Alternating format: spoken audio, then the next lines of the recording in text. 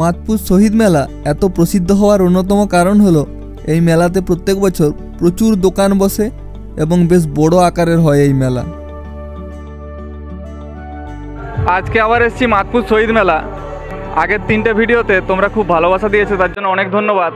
আজকে দেখে নেবো শহীদ মেলার টোটাল দোকানের অ্যারেঞ্জমেন্ট কেমন আছে, কত দোকান বসেছে এবং কি কি জিনিসপত্র আছে। মেলায় ঢোকার আগে গেটের বাইরে প্রথমেই চোখে পড়ল কিছু পাতা দোকান ও খাওয়ার দোকান। গেট দিয়ে ভেতরে ঢুকলে ভেতরে প্রথমে সাইডে কয়েকটা শোপিস আছে, পাতা দোকান। তারপরে সামনে এখানে বেলুন নিয়ে একজন কাকা দাঁড়িয়ে আছে সাইকেলে। চায়ের দোকান আছে, 12 ভাজার দোকান আছে। এবারে ভেতরের দিকে ঢোকা যাক কি আছে।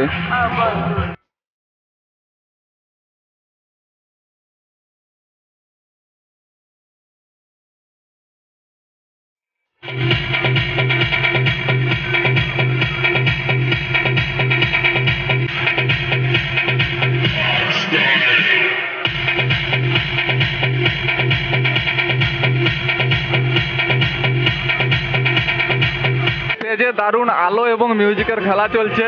মানে এখন তো কোনো প্রোগ্রাম নেই, সেই জন্য ওরা মিউজিক চালিয়ে আলোর সঙ্গে খুব সুন্দর একটা শো এর মতো করেছে, খুব সুন্দর লাগছে। এইদিকে দুটো মিষ্টির দোকান, তার পাশে পাঁচকুড়ার চপের দোকান, উদয়ের চপের দোকান। ওদিকে বাবা লোকনাথ রেস্টুরেন্ট, খুব বড় একটা রেস্টুরেন্ট। এবং সামনের এই যে বড় যে খালি এরিয়াটা, এখানে সব মানে স্ট্রিট ফুড টাইপের, ফুচকা, আইসক্রিম, চা এবং ওদিকে ভাজা বাদামের দোকান দেখতে পাচ্ছি।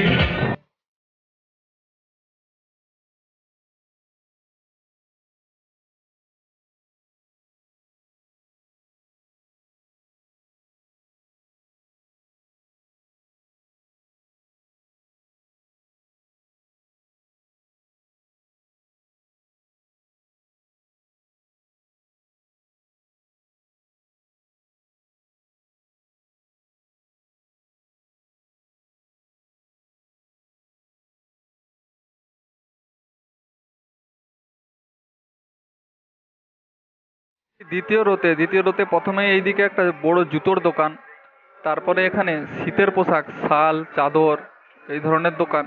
এইদিকে দুটো স্টল খালি আছে, এদিকেও একটা জামা কাপড়ের দোকান।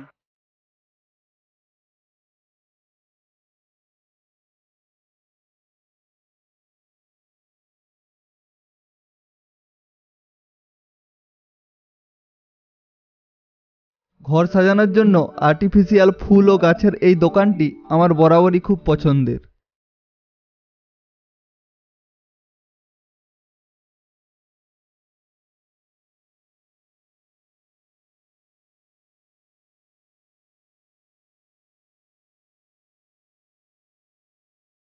এখানে আছে একটা মস্ত বড় ব্যাগের দোকান, সব ব্যাগ।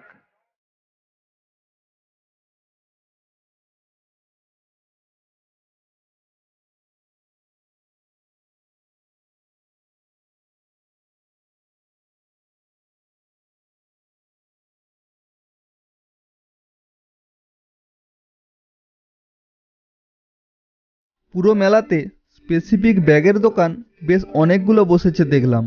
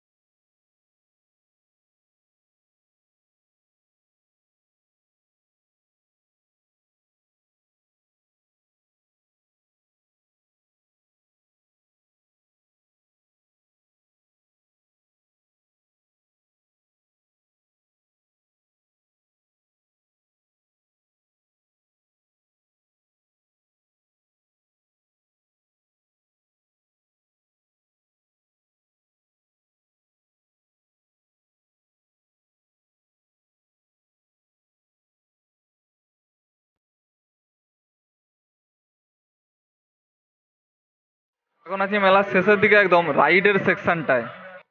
প্রথমেই আছে 3D শো, তারপরে ড্রাগন ট্রেন, এখানে বাচ্চাদের একটা ছোট রাইড আছে গাড়ির।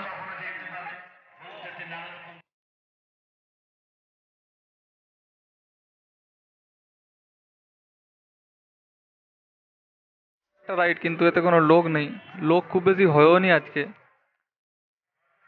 এটা এখানে বসেছে, তার পাশেই ব্রেক ড্যান্স।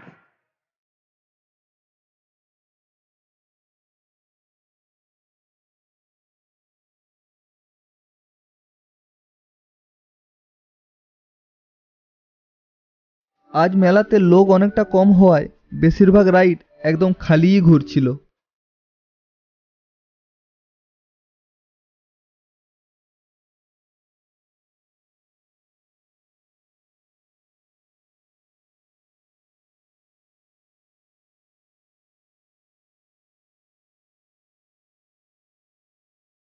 ওরা যে জলে বোটিং করে সেই সেটটা এখানে বানিয়েছে, কিন্তু কোনো বোট নামায়নি, হয়তো লোক কম আছে বলে। আর এদিকে ওই ব্রেক ড্যান্সের মতো একটা ডিস্কো রাইড, জয় রাইড একটা, ওইটা এখানে বসানো আছে কিন্তু ওটা চালু করেনি, সম্ভবত এই কারণ, লোক অনেকটাই কম। মেলা বুঝতে পারছি না এর পরে আবার দোকানপাট বসবে কিনা, কারণ মেলার এই কোণটায় শেষের দিকটায় একদমই সব স্টলগুলোই খালি, তেমন দোকানপাট বসেনি। সামনের দিকটা অনেকগুলো দোকান বসেছে। যারা এখনো পর্যন্ত আসেননি মাতপুর শহীদ মেলা, অবশ্যই এসে দেখে যান। সামনের দিকে বেশ অনেকগুলো দোকান বসেছে, তবে পেছনের দিকে স্টলগুলো এই যে পুরো খালি। পেছনের দিকে সামনে একটি মিষ্টির দোকান দেখতে পাচ্ছি, ওই দিকেই যাচ্ছি, একটা রেস্টুরেন্ট আছে সাউথ ইন্ডিয়ান। তবে এত বড় এরিয়া, টোটাল দোকান বসলে হয়তো একজনের ঘুরে দেখতে 3 ঘন্টা টাইম লাগবে, আমারই তো অনেকটা টাইম লেগে গেল। মেলার একদম পেছনের দিকে আরেকটা গেট আছে দেখলাম, এবং এই গেটের ঠিক পাশেই বাবা লোকনাথ রেস্টুরেন্টের আরেকটি শাখা।